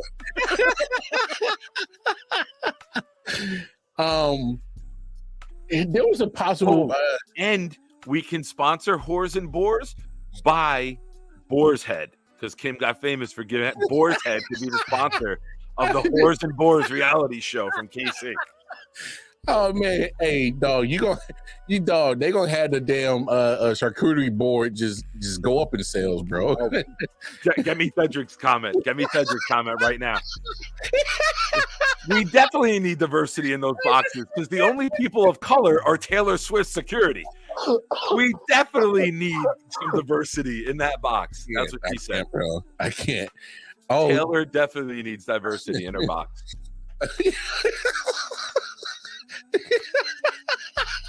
Yeah, I heard about that. I think we'll go from hating from the New England to the old New England. I think it's fantastic that Brady accepted cheating in his marriage, since he accepted it in his career for so long. Wait, but my thing is he had to have known the whole time. He had to have known. And you're not that mad, because if I'm making fun of Taylor Swift, we have to go back to the original girlfriend wife that I made fun of. And for those that don't know, I've called Giselle Gumby. Yeah, she's long and thin and had no curves. And you used to kill her, bro. I don't like tall and thin. I need thickness. I need curves. I need something that if I smack it, it doesn't break in half. You don't hear like a pretzel rod snapping. Oh man, I can't. He said, "No, my thing is." Wait, yes, but here, when Kim's up in the box, you'll see this. Oh, the play's over.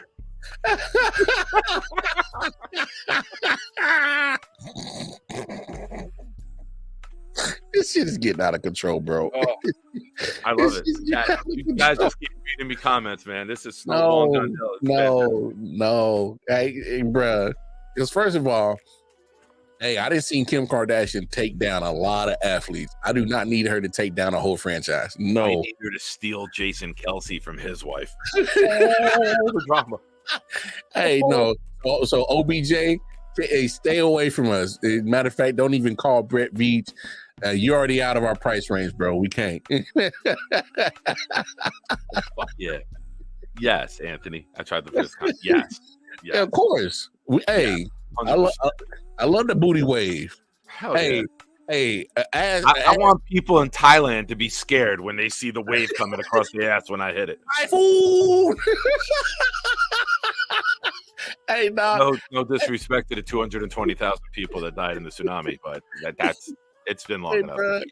Hey, dog. Hey, I love a smack ass on Monday. That motherfucker don't stop shaking till Sunday, dog. You know, just restart the week. I don't want to hear this. Ow. No, not ow. Oh, sorry. While Wave's getting back to actual sports talk, I'm sorry. I know, right? We actually got to talk sports here. Compensation for Snead B. I mean, he's a top corner in the league. I think he at least get 1-1.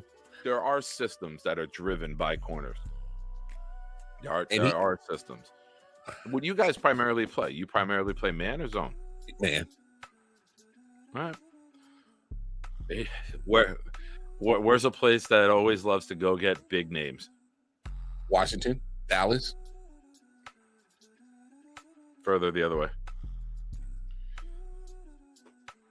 I mean, he can go to San Francisco because that's where Javarius Ward went. Lower. What, the Chargers? Same stadium, the Rams. Oh, Rams, yeah, they can have him. They'll always go get a big name, right? They just got rid of Ramsey. They have their number 1 pick for the first time ever since I've known Lamar. Our 4th draft together. It's the first time I've ever been able to mock the Rams with a first-round draft pick was on Monday. Bro. So you look at teams like that will play man and value that and want star power and want You got Kuka with a low contract, Kyron Williams with a low contract. Donald's near the end. You're going to make one more run. That's a team that I would keep an eye out on. I don't think a startup team would do it. Well, reason why I said 49ers is because Javarius Ward, when it was time for him to get paid, he ended up going to San Francisco because they ran a lot of man. Now, you are right about the Rams. Might as well. Massive contract, and they got a lot. Well, I mean, somebody's going to take Snead. Somebody's going to take him because he is, in my opinion, one of the best 5 corners in the league right now. And you know, despite that, he'll take the holding penalties and the pass interference penalties. He's not letting you score. You know what I'm saying? He's not letting you score. So, hey, Thedrick, man, appreciate you, man, and definitely always shout out to Man Down, man. So, hey, do us a favor. Hey, do us a favor, Mr. Butler. Just go ahead, man. Spread the word what we got going on over here, man. Tell your people to pop in, man. We here every Monday and Thursday, man. We having a great time. So, yeah, we the same way. Snead is 2nd round and a 4th. I mean,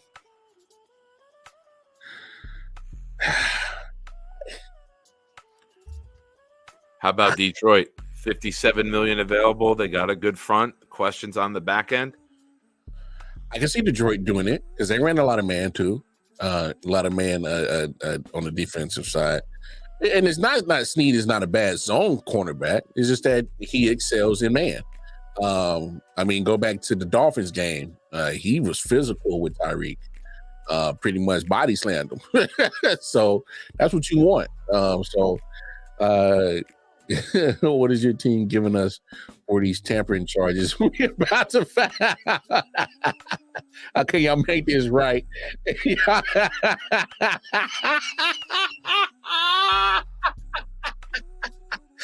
Hey, man. Hey, y'all can have my cold back. That's what we about to give y'all, dog. Yeah. You'll get your 1st round pick back for Snead that you give up for tampering. They don't even miss a fucking beat. Hey, yo, man. you have YouTube open?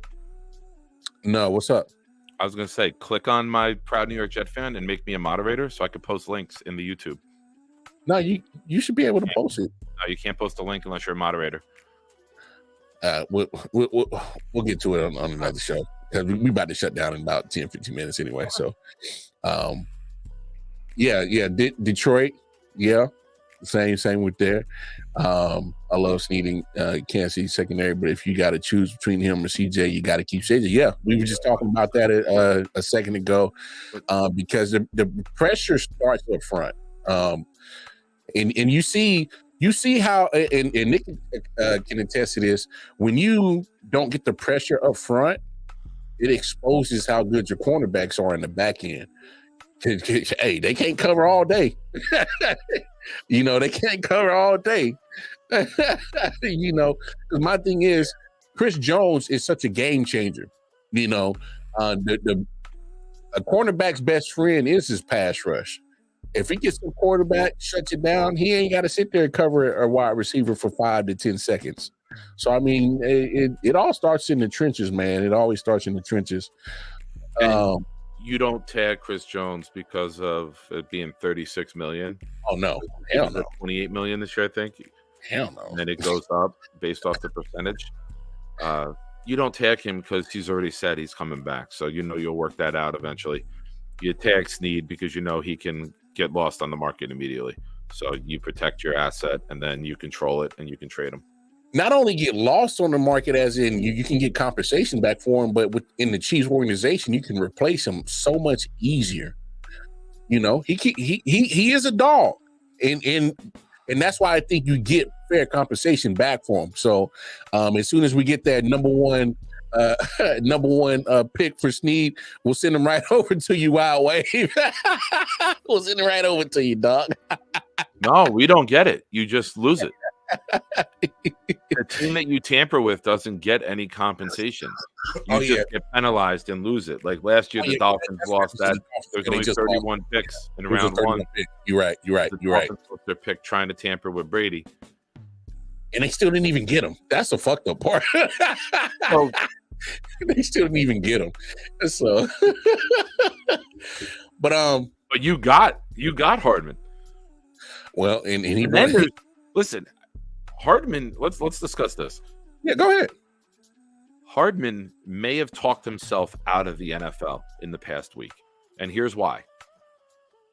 You admitted that you gave up on your team and you wouldn't do the punt return job because you were sore about a rookie beating you out in camp and you didn't have enough reps to do it. You're a fucking professional football player, dude. You take punt snags during the week. What's the big fucking deal? Fair catch. We've seen many veteran receivers go out there when injuries plague a team. Just fair catch it because you're not in the position to time it and read it. Okay. You already said that you quit on the team. So there's one. You said in the podcast, your words, media is not twisting it. We saw the video. Yeah. What's it? Who's the GM? It's, Sam? No, it's the pivot. Who's the GM of the Chiefs? Brett Veach. Brent. He goes, I already talked to Brent and Pat like 2 weeks earlier and said, come get me. That's tampering. Right there. You can't back talk it now. So 2 weeks earlier, you were telling another team to come and get you. You showed that you're not willing to do what the team asks of you. You said that you quit on them and had another team coming to you. So now teams that could potentially sign you have to worry about you quitting on them and not being happy and being disgruntled and then tampering and your attitude. Like, you're a mid player at best. And let's be real. If Kadarius Toney wasn't a fucking head case and Sky Moore was healthy, you wouldn't even been dressed for the Super Bowl. You agree with that, Mark? He wasn't their option. He was a fallback to the fallback option. If Kadarius Toney knew how to catch the damn football and wasn't a head case and Sky Moore could catch the damn football, the Chiefs wouldn't even make the trade for him. Well, Moore was injured, right? More than dressed for the Super Bowl. No, I agree with what your statement is. All I'm doing is taking it a step further. If the wide receiver core did their job all season, the Chiefs don't even bring him back. Because the fact of the matter is he got hurt last year, only played half the season, and won his second Super Bowl, and the Chiefs didn't even bother. They didn't even offer him. They let him walk. So the Chiefs had they had no intentions of even bringing him back. The only reason why they brought him back is because they wanted some type of production in the wide receiver room. And hey, let's get a guy that's familiar with the offense, familiar with the quarterback, familiar with the surroundings, and go get McCole Hardman because it's an easy plug-in because he knows the system. And it cuts down on the time to get reacclimated with the offense because he's pretty familiar with it. So that was a necessity move. You know what I'm saying? That wasn't because they wanted McCole Hardman. He was the easiest choice to bring in at the time because when you got so many, problems and with your offense, what do? You go back to things that you're comfortable with, things that are familiar, and he's familiar with the offense. So I'm taking it a step further. If the offense didn't have those problems, he wouldn't even been brought back. So, it is what it is. So, yeah, I just think that I think he fucked himself. I'll be honest with you. Hey, you can have anybody but Brett Veach, bro. I'm an NFL team. I don't want to sign him. Well, I get what you're saying, and I can agree to it to a certain degree. But we've also seen other players get second chances a lot of times and don't rightfully deserve it.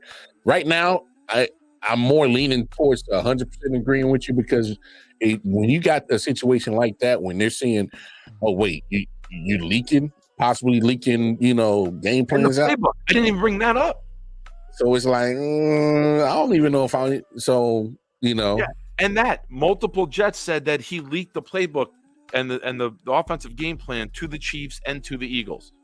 So I mean, if it's not your team and you're not coming off the high of him catching that, you're roasting him just like I am and saying he's dumb as fuck. But you kind of got like a little soft spot in your heart for him. No. I'm keeping it real. I know you are. I just think that you're not going as hard because of what he just did for you. Well, so here's my thing. And I'm not killing you for that. I'm just saying that. No, just hear me out. We still need the actual concrete proof. Now, allegations, because sometimes we allegations, it is what it is. So you can only take people for what they say. But I still need the proof. Now, the fact that multiple people are saying that does turn an eye to you, like, you might be a little sneaky son of a bitch. But at the same time, even the Chiefs themselves kind of have to look at him at a little side eye too, because, well, what if we bring you back and then you're not getting your playing time? Are you going to burn us the same way? So, of course, this doesn't look good for him, period. No. This doesn't look good for him at all. I think it was career suicide. I really, really do. So, I mean, if this, I mean, UFL starts in a couple of weeks. I mean, a lot of Jets fans are tweeting that shit. A lot of Jets fans are tweeting that shit. I mean, I'm just saying because look, I'm being for real. If we bring him back to Kansas City, yeah, you won 3 Super Bowls with us, but like I said, the Chiefs did not offer him a contract last year. They let him walk. So if they bring him back and he's feeling some type of, shaded way again, I don't want that shit in my locker room. I want my boys to be focused on a 3-peat. I don't need that shit.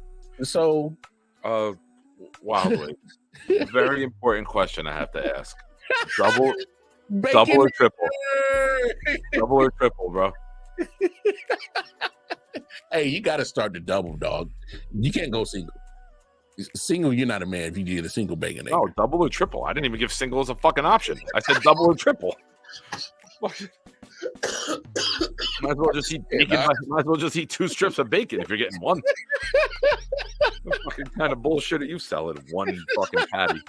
I'm just saying, one patty is weak. Oh, I can watch the tape. I did not even give one a single as an option. I said double or triple. That's why I love Five Guys, because I don't have to go in there and order a double. Saying give me a bacon cheeseburger is automatically a double. That's how life can be. Give me a little burger. Yeah. You go in and you order like the weakling you are. If you say, give me a little burger. Hey, on some real shit, sidebar, I love Five Guys, but they're fucking expensive. There's 2 places that I would get a burger over Five Guys. Culver's. Never had it. And Freddy's. Oh, my God. Oh, Freddy's has the Reese's Pieces desserts. Oh, my God. Freddy's and Culver's. Okay, my dog. We remain friends. Yo, all right. I got a question for you. We got a good tag conversation. It has it not gone left. I'm taking it all the way left. I'm going. Here's a question for everybody. Build your best fast food meal. Example: you want McDonald's fries, a Wendy's Baconator, and like nuggets or a side from somewhere. Build your best meal. Oh, shit.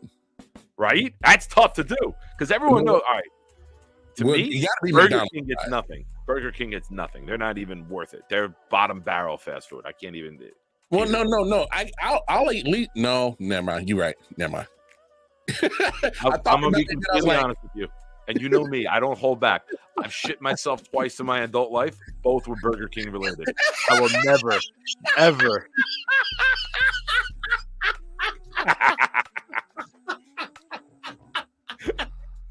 Hey, and then he get fired from that Double the motherfucker. flipper. Hey, and then I gotta fire Tony from the burger spot because you're costing me money. You gotta get the fuck out of here, bro.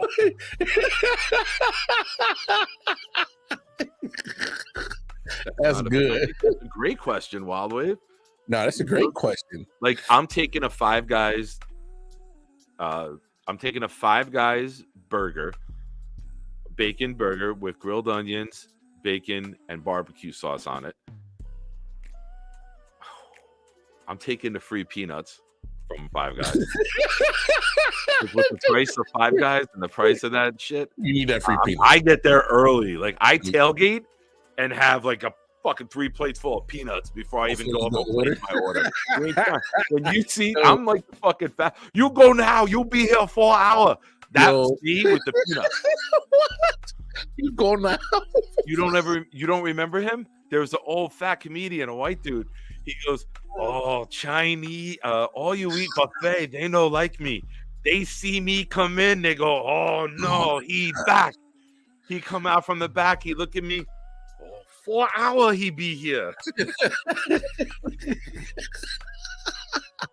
Hey, I ain't even gonna cap. Them Popeyes fries slap. I ain't gonna lie. What? I don't eat anything spicy. I'm a pussy. I'll say it before anyone else does. And I there's one near me. I had it one time and there was too much spice. Even the bland stuff is too spicy for me. I'm a pussy when it comes to spice. I'll say it before you do it. You big old don't pussy. anything that's got hot, like Sweet Baby Ray's barbecue sauce, original flavor is as hot as I'll go. That's as hot. When I was a kid, I wouldn't eat some barbecue potato chips because it would burn my mouth. I blame my mom. Yeah, you would die in my house. Tabasco sauce in my mouth when I was hurt as a kid. You would die in my house. Yeah, you would die in my house, bro. I got spices all over the place. You would die in my house. Nope. Garlic powder and Italian seasoning. That's as nuts as I go. Goodness, sometimes man. a little pepper if I'm feeling frisky. Goodness gracious. Yep. Oh my!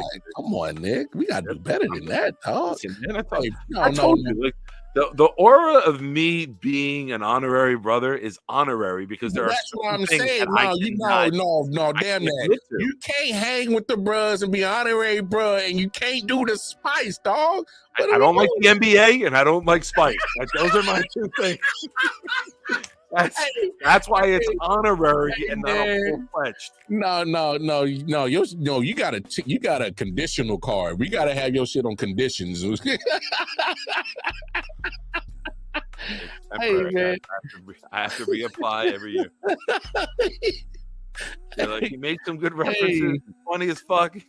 Hey, matter of fact, since it's our extra day of Black History Month, I'm gonna put that in motions for next year. That we got to put you on a probationary period, bro. Like, what the hell is this, dog?